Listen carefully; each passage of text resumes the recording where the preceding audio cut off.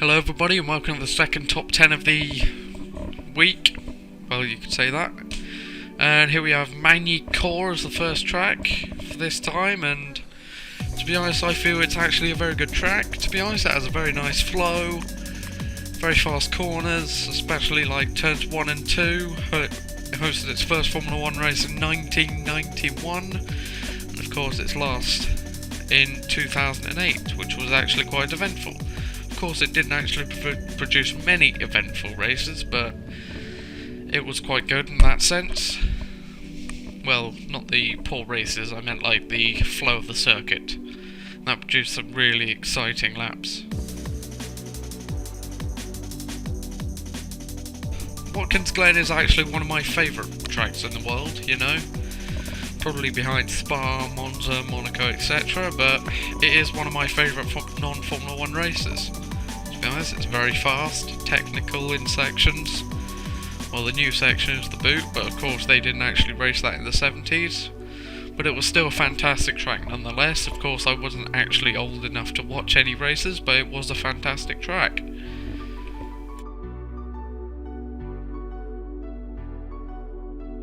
The Circuit of Catalunya is one of the more prominent races on the calendar recently, of course, with the Spanish Grand Prix, and basically it's normally a testing venue, but it does currently host the first European race of the season, unless I am very much mistaken. Of course, there's the new chicane, not in this picture of course, because this picture is probably of pre-2007, I think it is, because that's when they installed the chicane. In fact, it's not one of my favourite parts of the circuit, but there is that section to it. And there's some high-speed corners, like turn 9 at Capsa, which you'll see, it's basically the point of the circuit. You'll see in the image, it's basically the top middle of the circuit, and there's turn 3 to the far left. In fact, there are two fantastic corners. If you went to Spain, I probably would recommend you watch the race and go to those corners, to be honest, because they are fantastic to watch a Formula 1 car. Of course, not as good as some other corners, but you know.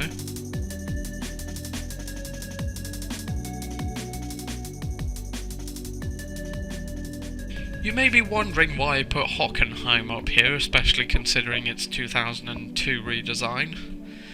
But you know what? It's not actually that version of the track that I'm putting it here for, to be honest, although the image is of 2010. The main reason I put it here was because of the fast nature of the performance circuit. I've been fortunate to watch some races on the Sky Classic Races thing, and they are fantastic, especially 2000 when Barrichello won, and unluckily Michael Schumacher crashed out. But of course the track is fantastic. It's very high. It was very high speed, and to be honest, it's where Jim Clark actually died. To be honest, that's the sad part. Of course, I'm not putting it there for that, so don't hate me in the comments. The Circuit of Gilles Villeneuve is one of probably the most looked forward to tracks of the season. It's very tight, very twisty, very difficult. Sometimes you can have a huge accident, like Robbie Kubica in 2007. No, I'm not going to show an image of that, because that would be slightly distasteful, if you want to say the least. Of course, that race was also famous for Fernando Alonso being passed by Takuma Sato. If you want to watch that video, of course I didn't make it, but it was fantastic to watch, with a few commentators commentating over it. And yeah, it does host some very good races. Of course, the 2015 race was not one to remember. In fairness, the 2015 season has not really been one to remember at all, really. But of course, the Circuit de Gilles Villeneuve is one of the favourite on the calendar. It's very tight and twisty, and of course difficult.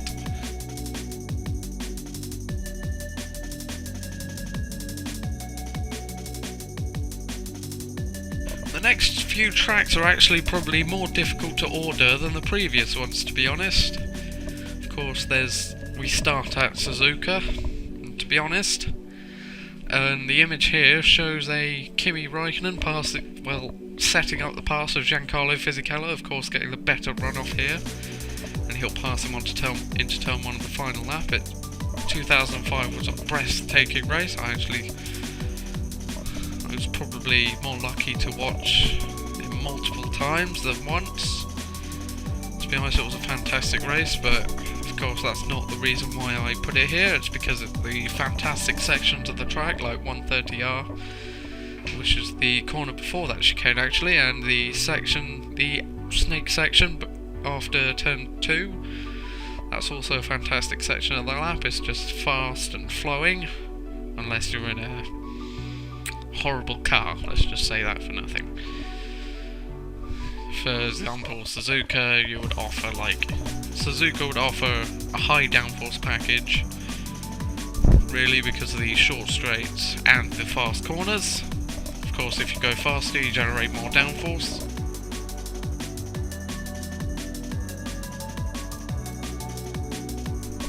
Now we head on to the final 4, and to be honest, the 4th of which is Silverstone to me. It might be the newer layout, or it might be something else, but I don't actually find a new spark in the new layout, to be honest. That's probably why I put it all the way down in 4th, behind the 3 tracks, which I'm pretty sure you will guess. If you haven't, I'm actually quite concerned for your health and knowledge of Formula 1, to be honest. Of course, Silverstone is one of the most looked forward to races of the season, like Montreal and Spain, as I've said before, but Silverstone offers a new challenge. Of course, it's held on an old airfield. That's probably why it is how it is, to be honest. Like Sebring, that's another track held on a former airfield. It's also a fantastic track, but I don't think it has held a Formula 1 race, so I can't exactly put it on this list. So that's why, and of course the weather in Britain makes it for an incredibly unpredictable race, like for once this season actually.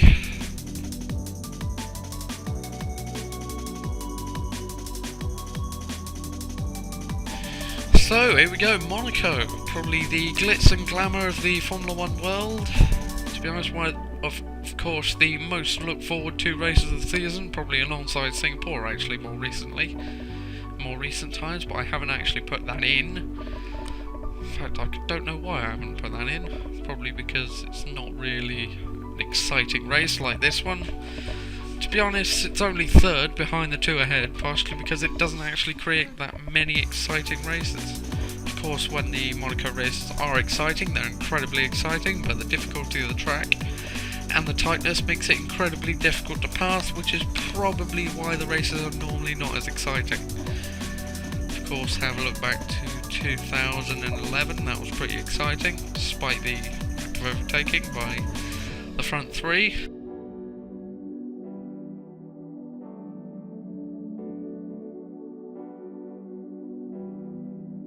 Whew, Monza. One of the fastest circuits on the Formula 1 calendar, pretty much ever.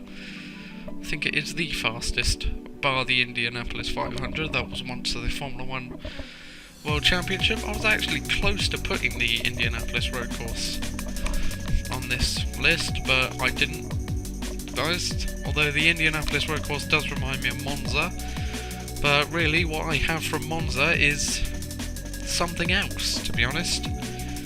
It's basically Monaco with exciting races and fast straights, really. Monza is the track designed. If you want to go and drive a car fast, you pretty much use Monza. For the straight line speeds, of course, it's normally a low downforce configuration due to the massive straights. Of course, the Parabolica is a very fantastic corner, and that will lead onto the main straight.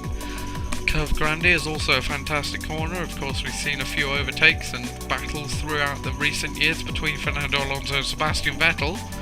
Of course, there's Lesmos 1 and 2, that leads on to the back straights. Well, the back straight-ish. And then there's Ascari, which is a fantastic complexion of corners. The Ascari chicane, of course, that's the triple chicane.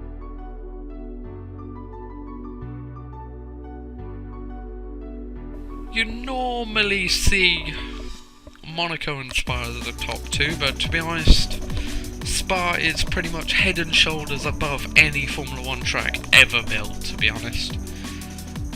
To be honest, if you have a look at this picture alone, you'll probably understand, to be honest. If you saw this overtake. I think it was by Mark Webber, or it was by Fernando Alonso, but it was still a fantastic overtake up Eau Rouge. You don't normally see overtakes up there, but the introduction of Kurz, actually, to be honest, I not normally agreed with Kurz, but the introduction of Kurz did assist with this overtake, really. It was still a fantastic overtake nonetheless. It's quite ballsy, of course.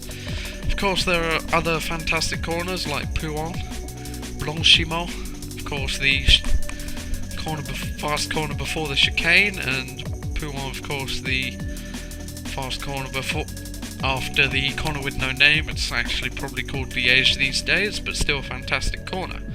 Of course, Spa offers a fantastic race, even though the races are often quite a bit shorter due to the lack of, well, actually a massive amount of speed, which will make it faster to cover the distance, but still, it's a fantastic track nonetheless. Of course, it hosts many other races, like 24 Hours of Spa and others.